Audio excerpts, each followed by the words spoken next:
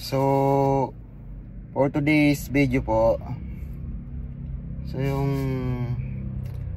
ang kwento ko ngayon, tungkol po sa pagbili ng bagong sasakyan.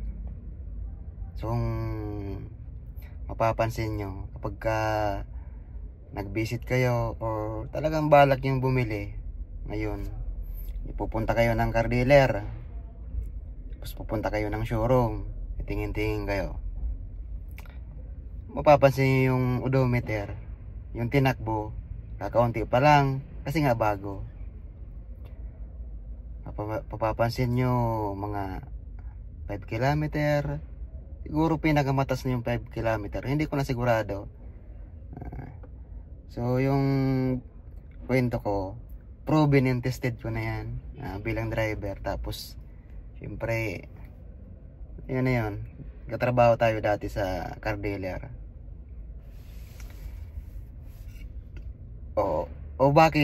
Bakit po yung kilometer na makikita nyo sa bagong sasakyan kakaunti pa lang? So may sikreto po yan dyan Una po, wala akong sinasabi ko anong car dealer yun.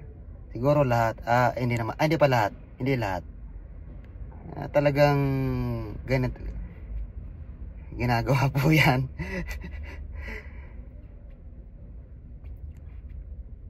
Kung bakit yung odometer kakaunti pa lang, kasi po sa mga balak bumili akala nyo tuwang-tuwa kayo tuwang-tuwa naman kayo.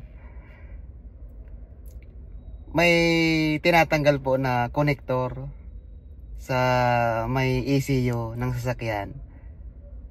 Kasama yung ECU po yun nandun rin po yung ABS. Tapos may connector doon. Kapag hinugot po yun, wala na, hindi natatakbo yung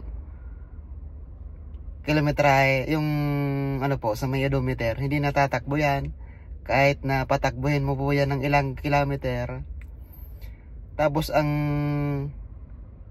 may mga diskarte po kasi ang mga car dealer minsan nagpapalitan niya ng mga units, dealer dito, tapos dealer sa probinsya, nagpapalitan niya ng mga unit. Tapos yung sample sa Bicol, example lang naman po ito sa Bicol, may doon, may client na gustong bumili ng sasakyan, wala silang unit na ganon. Tapos dito pala sa Manila meron. Anong gagawin ng taga Manila?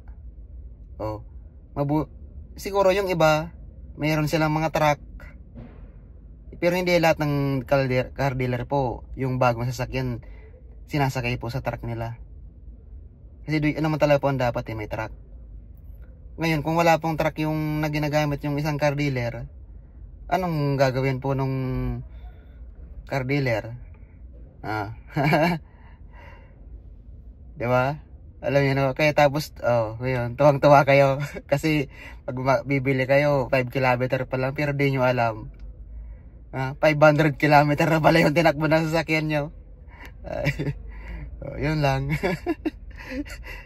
Kaya kung ako sa inyo, wag na kayong bumili ng sasakyan. Shout out sa mga drivers dyan, mga mekaniko yan, shout out. Sa mga nagtatrabaho sa car dealer, shout out sa inyo. Mabuhay kayo dyan. Pasubscribe po sa channel ko. Maliit pa lang po.